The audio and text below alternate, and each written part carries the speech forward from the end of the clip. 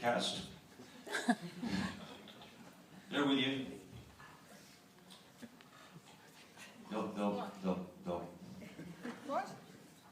They'll be up. Maybe they need you to talk. By the way, there are. Let's say you've been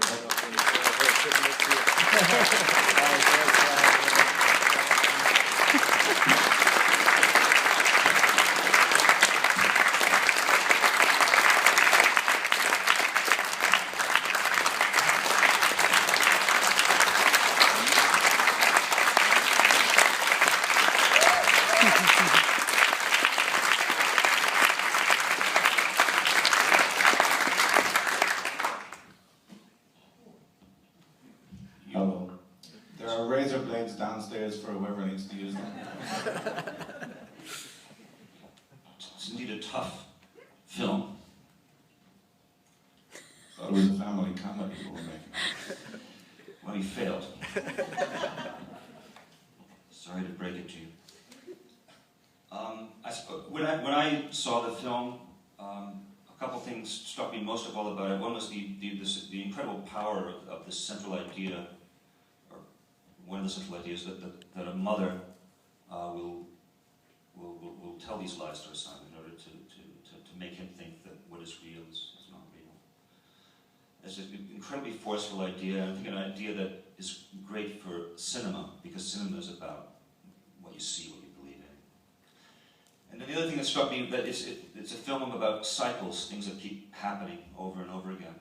And the way that these cycles are evoked, the cyclical nature of the experience of the mother and son, I think is very, very, very bold, very subtle. So I loved it.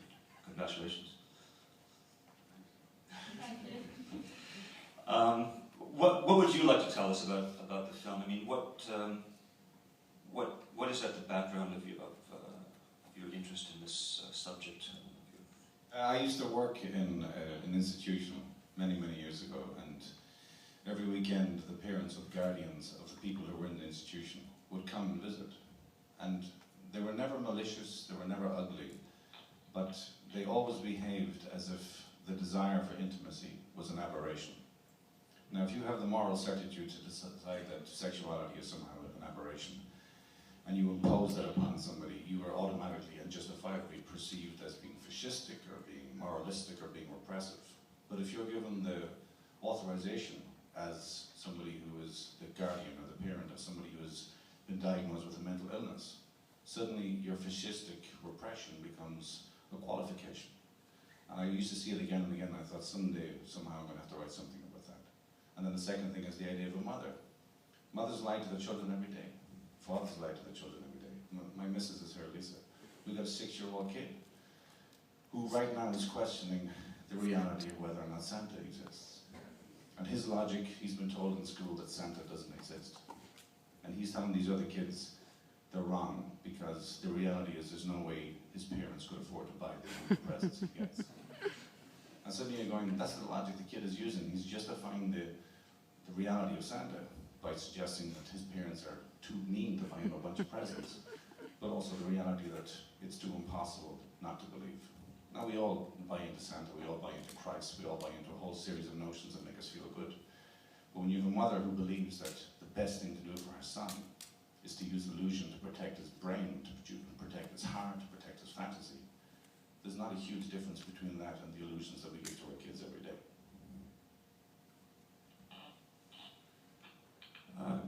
I use that one as well, but of course I didn't buy those for you because I'm far too mean. Would I ever buy you an iPad?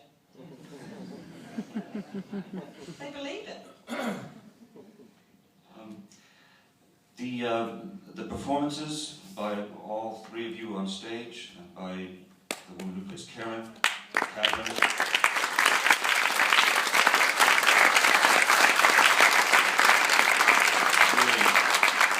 Just wow, I mean, great. I'm so blown away. Could maybe each of you could tell us a little about your approach to the roles that you play in the film, or what it was like to do this work. Here you go, Phil.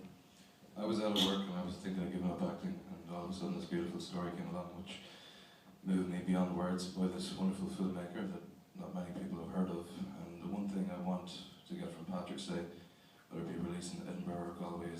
recognition for Terry McMahon, because he's a man full of heart, and he's coming from a great place. My brother was institutionalized when I was 15 with schizophrenia, and I saw what it took for him to live beyond a label, to live beyond a stigma, and to live a normal life, and to feel the things that we all feel, the need for love, the need for intimacy, and the way people can put you down with a finger or pointing, and people that think they're in a position of power that's coming from a place of fear. So I've seen all these things, I've lived with it, and it was never about focusing on Patrick's mental health problems, it was more about his loneliness, because to me he was the most normal person in the script. So I'm very proud of it. I'm very proud to work with all these people. So, thank you.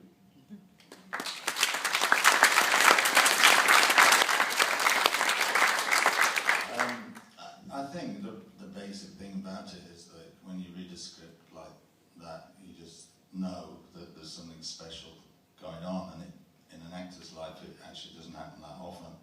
You try and be dead choosy about the stuff you do. You know, that's a really important thing. When this landed in my post box, I just kind of read it and thought, it's extraordinary. There's so much, like, you know, behind, so much subtext about this, about in my character's life, you know, this whole thing about why he came to Ireland, this family trauma that he's had, and then of course there's so much about her life and this relationship with her husband that you get a glimmer of in that scene in the middle when she asks for my help, and you just know that the writing. I mean, I'm going to praise him again because he's responsible. You just know that he's worked it out. It's rich. It's full. It's really he knows everything about these people, and he knows what's happened to them. He knows why they behave as they do, and when you find that in something in a script, it's just sensational. So I just had a wonderful time doing it. I can't watch this film without crying. It's impossible to watch for me without kind of just gets me. I think it's really great stuff. I'm very proud to be with these people.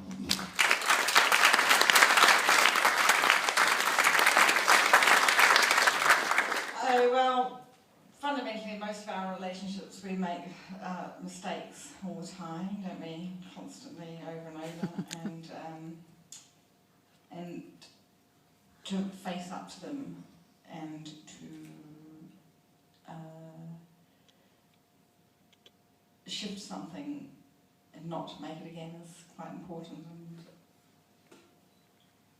well, when I read what this mother's existence was, of such pain of dealing with an ill child, and then managing to make a terrible, terrible error, and then to change that, I thought, well, that's going to be quite challenging and hard to do. So I might as well give it a go. We're brilliant job.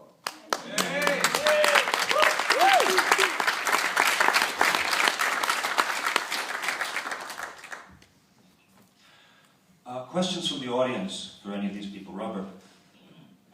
I'd just like to say the film was beautifully filmed, beautifully edited. Never seen a film with so much close-up. It was almost close-up from start to finish. Really, it was really fantastic.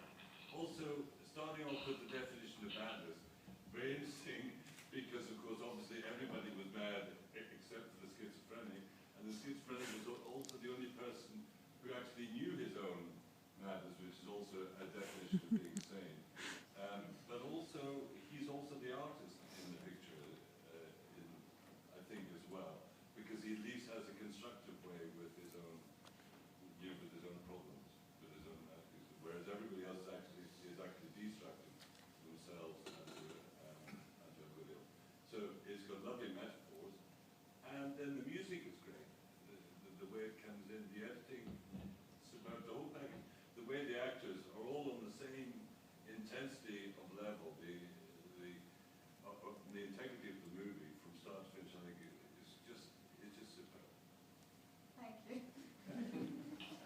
the record, Emer Reynolds, our editor, is here. Appreciate it.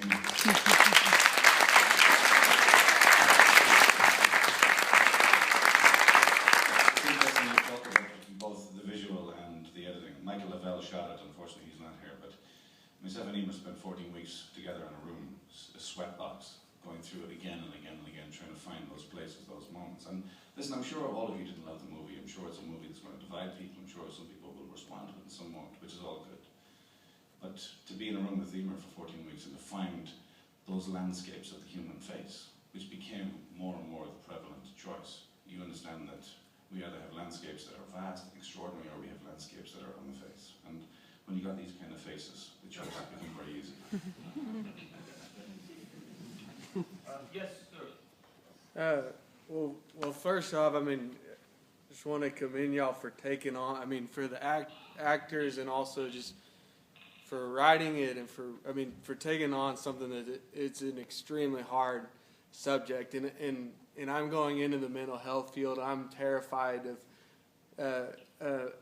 was terrified of watching the movie, because it's a population that in some ways I'm afraid of, because we see so much of the bad side of it, and so I feel like you chose to stay with the more like the human side. I'm almost putting it as if they're not human, but a lot of the depiction of schizophrenia is not that way, and so you chose to stay on the show that they had to love the same way, they went through pain the same way, and not as much some of the things that the mom talked about when he went through the episodes. Can you help me with like what the decision was on kind of the way that was portrayed?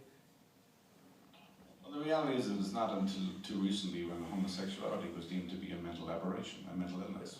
Now, the absurdity of that, the insanity of that, and yet it's only very, very recent that the law was even changed.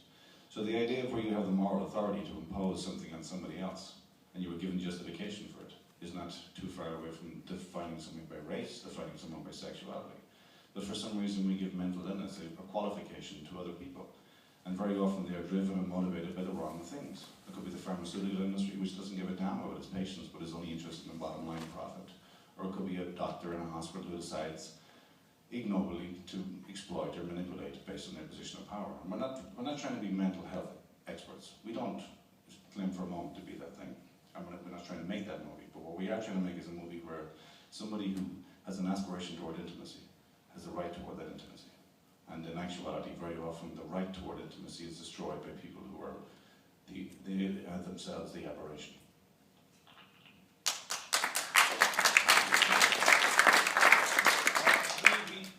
We have time for one more question, and I think it's from this woman here.